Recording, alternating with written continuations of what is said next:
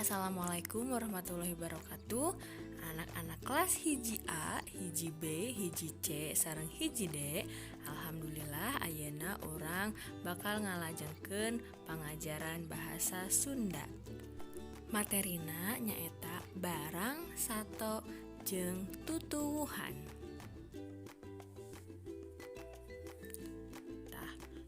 Tujuan pengajaran nyaeta siswa dapat memahami dan menyebutkan kosakata benda, hewan, dan tumbuhan dalam bahasa Sunda.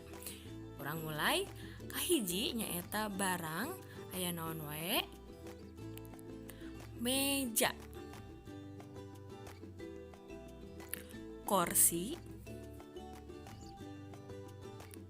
sapu, gelas, buku. Selanjutnya nyaeta sato.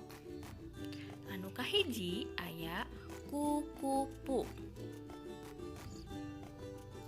Kedua, manuk. Katilu, lauk. Kaopat, ucing. Kalima, sireum. Terus bagian tutuwuhan. Nu kahiji aya malati,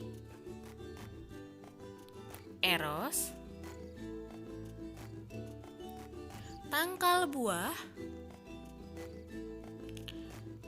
tangkal cau, nu terakhir nyaeta jukut. Alhamdulillahirobbilalamin. Tah ieu pembelajaran bahasa Sunda pekan ayeuna. Tugasna nyaeta halaman 18. Anak-anak kerjakeun di buku modulna. Hatur nuhun.